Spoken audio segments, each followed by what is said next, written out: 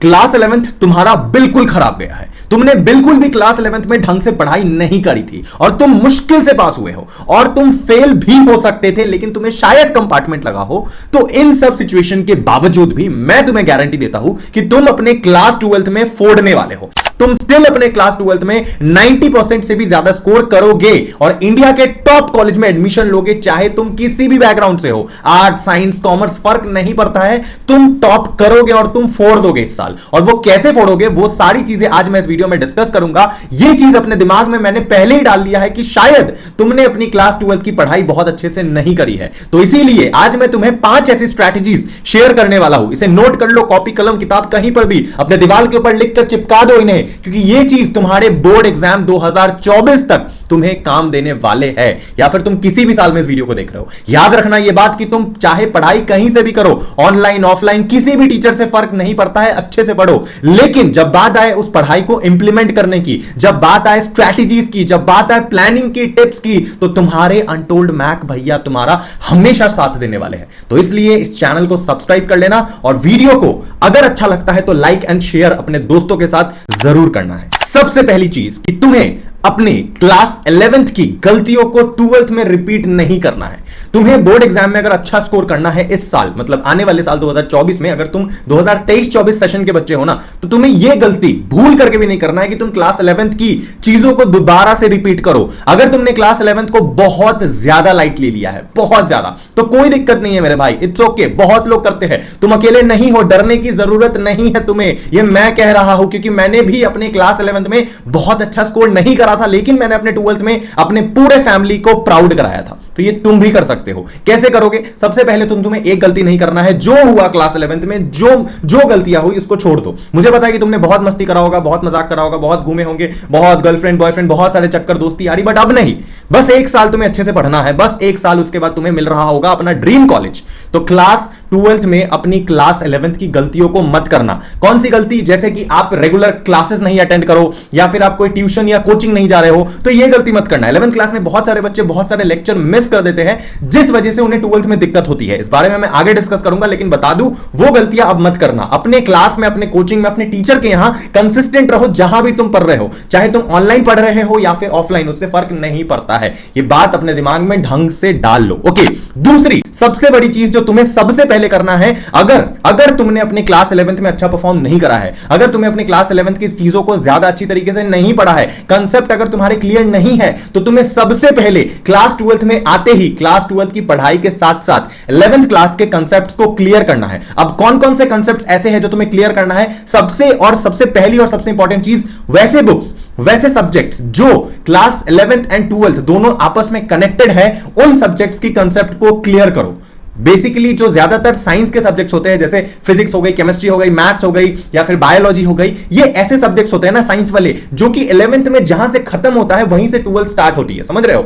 Mostly आपकी class 11th में अगर फिजिक्स में फॉर एग्जांपल अगर आपकी चीजें नहीं क्लियर है, या फिर मैथ्स में नहीं क्लियर है, अगर आपको वो कमांड नहीं है 11th क्लास की, तो आप फिर उसे 12th में नहीं मतलब कंटिन्यू कर पाओगे। बहुत सारे ऐसे कंसेप्ट होंगे जो टीचर आपको कोचिंग में पढ़ाएंगे, आपको क्लासरूम में पढ़ाएंगे, और टीचर ये अज्यूम करके पढ़ाएंगे कि इस बच्चे की क्लास 11th की कंसेप्ट पूरी क्लियर है, लेकिन आपकी नहीं होगी, जो कि सत्य है। जो कि मेरा भी कुछ सब्जेक्ट में ऐसा था कि मेरा क्लियर नहीं था फॉर एग्जांपल, तो टीचर ने ये मान रखा था कि इस बच्चे का तो क्लियर होगा, क्योंकि टीचर ने 11th में तुम्हें पढ़ाया था, भले तुमने नहीं पढ़ा है। तो तुम्हें क्या करना है? सबसे पहले उन चीजों के कंसेप्ट को क्लियर करना है जो तुमने 11th क्लास में छोड़ दिया था, क्योंकि कुछ ऐसे सब्जेक्ट होते हैं जो जुड़े होते हैं आपस में। समझ रहे हो? जैसे कि अगर मैं कॉमर्स की बात करूं तो उसमें अकाउंटेंसी एक ऐसी सब्जेक्ट है कॉमर्स वाले बच्चों के लिए। ध्यान से सुनो, अगर आपकी अकाउंटेंसी नहीं क्लियर है बच्चों, अगर आपकी 11th की अकाउंट्स नहीं क्लियर है, तो आप 12th में अकाउंट्स में पार नहीं कर सकते, 95% नहीं ला सकते हो। इस बात को समझो। इसीलिए आपको सबसे पहले अपनी पुरानी कंसेप्ट को क्लियर करना पड़ेगा, एंड उसके साथ साथ आपको अपनी 12th की भी पढ़ाई को कंटिन्यू रखना है। अगेन, चाहे तुम कहीं से भी पढ़ो, फर्क नहीं पड़ता है। समझ गए? तीसरी और सबसे ज्यादा इंपॉर्टेंट चीज जो इस साल वाले बच्चों के लिए, मतलब आप लोगों के लिए जो आने वाले ईयर में फ्यूचर में एग्जाम देने वाले हैं 2024, 25, 26, कभी भी आप लोग जान लो, आप लोगों को कॉम्पिटेंसी बेस्ड क्वेश्चन पे ज्यादा फोकस करना पड़ेगा। क्लास 12th में अगर आपको बोर्ड एग्जाम में फोड़ना है और किसी भी हाल में 100% स्कोर करना है, चलो 100 नहीं, 99 मतलब 98, 96, 95 कुछ भी एक्सेट्रा 90 प्लस स्कोर करना है, तो आपको कॉम्पिटेंसी बेस्ड क्वेश्चन पे फोकस करना पड़ेगा, चाहे आपका कोई भी सब्जेक्ट हो। क्योंकि ये न्यू पॉलिसी निकल चुकी है, सीबीएसई ने पूरा एग्जाम पैटर्न चेंज कर दिया है class 9th 10th 11th 12th सबके लिए, कि जो भी बच्चे 2024 में फाइनल एग्जाम देंगे, जो बच्चे 12th देंगे, 10th देंगे, 11th देंगे, 9th देंगे, कोई भी क्लास देंगे, तो आपका पूरा पैटर्न चेंज हो चुका है। एंड स्पेशली जो आप 12th और 11th वाले बच्चे हो ना, 12th मेनली 12th को मान के चलते हैं, उसमें फोकस करते हैं भैया, आपके बोर्ड एग्जाम में 40% इस साल कॉम्पिटेंसी बेस्ड क्वेश्चन आने वाला है, जो कि पिछले साल केवल 30% आ रहा था। मतलब टोटल आपके क्वेश्चन में से, टोटल जो आपके जितने मार्क्स का भी क्वेश्चन होगा, मान लो 80 मार्क्स का पेपर है, तो 80 मार्क्स में आपका 40% क्वेश्चन कॉम्पिटेंसी बेस्ड क्वेश्चन रहने वाला है और 20% क्वेश्चन आपका ऑब्जेक्टिव टाइप क्वेश्चन रहेगा। एंड बाकी का जो 40% है वो short answer and long answer type रहेगा। तो short answer and long answer type तो आप वैसे भी बना लोगे, अगर आपको कंसेप्ट नहीं भी पता है तो भी आप बना सकते हो, अगर आपको डेफिनेशन पता है, अगर आप एक्सप्लेन कर सकते हो बुकिश लैंग्वेज में भी तो निकाल लोगे। लेकिन जो बात रही 40% कॉम्पिटेंसी बेस्ड क्वेश्चन, वहां पर आपकी मान लो कि केस स्टडी वाली क्वेश्चन आ जाएगी, ठीक है ना, या फिर डायग्राम से रिलेटेड क्वेश्चन आएगी, एक चित्र दे देगी, उसमें से क्वेश्चन पूछेगी आपको। तो जब तक आपका कंसेप्ट पूरा क्लियर नहीं है, जब तक आपको अपने लैंग्वेज में आंसर को लिखने नहीं आता है, तो आप इस तरीके के क्वेश्चन को बना ही नहीं सकते हो। यह पॉसिबल ही नहीं है कि आप इस तरीके के क्वेश्चन को बना जाओ। तो यह आपके लिए एक बहुत बड़ी टिप रहने वाली है कि आपको कॉम्पिटेंसी बेस्ड क्वेश्चन पे फोकस करना है, आपको प्रैक्टिस करना है इस तरीके से कि आपका कॉम्पिटेंसी या फिर केस स्टडी जिसे बोलते हैं, उस तरीके के क्वेश्चन इजीली सॉल्व कर पाओ। इसके लिए आपका कंसेप्ट बिल्कुल दिमाग में क्लियर होना चाहिए, क्रिस्टल क्लियर, तभी आपका क्वेश्चन निकलेगा, नहीं तो नहीं निकलेगा बच्चों। और तुम फोड़ने वाले हो ना, तो तुम डेफिनेटली फोड़ोगे। बस इन चीजों का ध्यान रखना पहले से ही। इस तरीके से बनती है स्ट्रैटेजीज, इस तरीके से होती है प्लानिंग, जो कि मैंने आपको वीडियो के शुरू में बोल दिया है कि पढ़ाई चाहे आप कहीं से भी करो, लेकिन स्ट्रैटेजीज, प्लानिंग, मेंटोरशिप, ये चीज आपके अनटोल्ड मैग भैया आपको दे रहे होंगे, तो इसके लिए आपको टेंशन नहीं लेना है। ओके, फोर्थ नंबर स्ट्रैटेजी, जो कि और ज्यादा इंपॉर्टेंट है इन सभी स्ट्रैटेजीज से ज्यादा, वो क्या कि आपको अभी से ही, अगर आपको अपना ड्रीम कॉलेज चाहिए ना, अगर आपका 11th अच्छा नहीं गया है बट स्टिल आपको ड्रीम कॉलेज में जाना है, और आप फिर भी एक एवरेज स्टूडेंट हो, अगर बोर्ड्स में भी आपको बहुत ज्यादा अच्छी तरीके से कंसेप्ट नहीं क्लियर हो पा रहा है,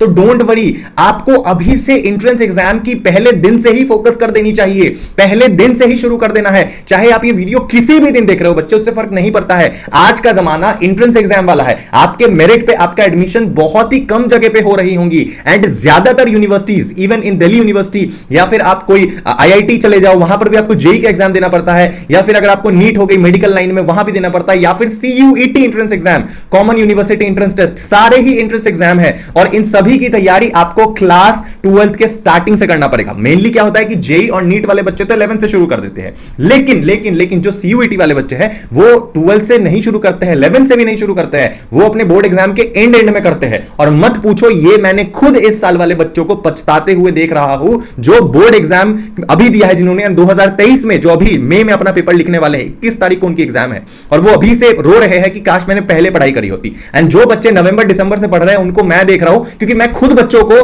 अपने इंस्टीट्यूट में, हमारी खुद की कोर्सेज में एनरोल करके रखता हूं। एंड जो बच्चे पढ़ते हैं बहुत पहले से, मुझे पता है कि वो भारत का टॉप कॉलेज फोड़ने वाले हैं। तो अगर आपको भी तैयारी करनी है सीयूईटी एंट्रेंस एग्जाम की, तो आपको देर नहीं करनी है। हमारे पास सीयूईटी की कंप्लीट कोर्स अवेलेबल है, जहां पर मैं आपको पर्सनली मेंटोरशिप दे रहा हूं। उस कोर्स में आपको, हमारे कोर्स में video lecture, mock test, test series, e books, doubt solving session, mentorship, guidance, each and everything provide की जाएगी। तो आपको देर नहीं करना है। अगर आपको हमारी कोर्स को ज्वाइन करना है, और साल के स्टार्टिंग से ही, आपको एक साल पहले से ही 12th में इंटर करते करते अगर आपको सीयूईटी की तैयारी शुरू कर देनी है, और हर हाल में अगर आपको सीयूईटी एग्जाम निकालना है ना, तो आपको हमारी कोर्स को ज्वाइन कर लेना चाहिए, जो जिसकी पूरी डिस्क्रिप्शन में मैंने सारी डिटेल डाल दिया है। अगर आपको हमारी कोर्स को ज्वाइन करना है, तो हमारा व्हाट्सएप नंबर मैं स्क्रीन पे रख दे रहा हूं आपके सामने, इस व्हाट्सएप नंबर पे आप हमें मैसेज कर देना। प्लीज मैसेज करना, कॉल मत कर देना डायरेक्ट, क्योंकि हजारों बच्चे के कॉल आते हैं, कॉल करना पिक करना मुश्किल है। मैं ये नहीं बोल रहा हूं कि आप हमारा ही कोर्स लो, आप कहीं से भी पढ़ो, अगेन कहीं से भी पढ़ो, किसी से भी पढ़ो, फर्क नहीं पड़ता है। बस तुम्हें इस बार अपने मां बाप को डिसअपॉइंट नहीं करना है। अगर तुम्हारा 12th अच्छा, अगर इन केस अगर 12th भी ना अच्छा जाए,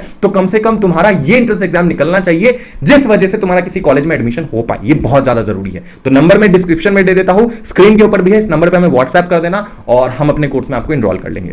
अब आखिरी और finally 5th number golden strategy, जो हर एक बच्चे को फॉलो करनी है, और ये पहले दिन से ही आपको फॉलो करनी है, वो क्या कि आप अगर चाहते हो ना कि एग्जाम के आखिरी दिन, या फिर जब आपका एग्जाम शुरू हो रहा हो, हो, जब आप एकदम बोर्ड एग्जाम के नजदीक हो, उस समय आप टेंशन अगर नहीं लेना चाहते हो, अगर आप रिलैक्स होकर के एग्जाम देने जाना चाहते हो ना, अगर जाना चाहते हो तो प्लीज अभी से ही कम से कम 2 से 3 घंटा या फिर 4 घंटा डेली पढ़ो, डेली। नहीं तो आपका एग्जाम जितना नजदीक आएगा ना, उस समय आपको लिटरली 10-12 घंटे पढ़ना पड़ेगा, एंड उसके बाद भी गारंटी नहीं रहेगी कि आपका एग्जाम निकलेगा, बोर्ड एग्जाम। एंड उस समय भी ये गारंटी नहीं रहेगी कि 10-12 घंटे बाद पढ़ने के बाद भी आपकी बोर्ड एग्जाम निकल जाए, आपको बहुत अच्छा स्कोर आ जाए, 95% आ जाए। उल्टा उस समय डिप्रेशन होगा, एंजाइटी होगा, रात में नींद नहीं आएगी, कुछ खाने का मन नहीं करेगा, कोई भी प्रैक्टिकल नहीं होगी, ना नोट्स होंगे, कुछ भी नहीं होगा उस वक्त में। तो क्यों तुम टाइम वेस्ट कर रहे हो? बस अभी से 2 घंटा देना है, 2 से 3 घंटा, और डेली देना है। अगर तुम साल के पूरे 300 दिन, 365 तो नहीं जोड़ रहा हूं मैं, 300 दिन मान के चल रहा हूं फॉर एग्जांपल, अगर साल के 365 में से 300 दिन अगर तुमने कंसिस्टेंसी के साथ daily daily each and every day अगर आपने 2 से 3 घंटे 4 घंटे ही पढ़ाई करी ना, तुम्हारा एग्जाम चुटकियों में निकलेगा। अरे एग्जाम के 2 महीने पहले तुम पूरा सिलेबस खत्म करके बैठ जाओगे। और अगर तुमने ये चीज नहीं करा, कंसिस्टेंसी नहीं रखा, चाहे 2 या 3 घंटे ही सही, कम से कम इतना तो लिख लो, एग्जाम के समय 10-12 घंटे पढ़ते रहोगे, एग्जाम नहीं निकलेगा। मैं डिमोटिवेटेड नहीं करना चाहता हूं आपको वो नहीं करना चाहता हूं, डराना नहीं चाहता हूं, मैं बस आपको रियलिटी चेक दे रहा हूं जो आपके लिए बहुत ज्यादा जरूरी है, बिकॉज आप अब बच्चे नहीं हो। अगर मां बाप को आपको प्राउड फील कराना है ना, तो ये चीज करना पड़ेगा। अब वक्त आ चुका है, अब आपको फोड़ना पड़ेगा, और तुम फोड़ोगे, इस बात का वादा करता हूं मैं। ओके, शुक्रिया ये वीडियो देखने के लिए। अगर आपको हमारी वीडियो पसंद आई है तो प्लीज इस वीडियो को लाइक कीजिए, अपने दोस्तों के साथ शेयर कीजिए, और इंस्टाग्राम पे मुझे फॉलो कर लेना, अनटोल्ड मैक, UNTOLDMA के सेम लिखोगे इंस्टाग्राम पे, हमारी हैंडल खुल जाएगी, उसे जाके फॉलो कर लेना। वहां भी मस्त मस्त कंटेंट आते हैं आप ही लोग के लिए। मिलते हैं अगले वीडियो में, तब तक के लिए I love you guys, bye bye, tata, जय हिंद।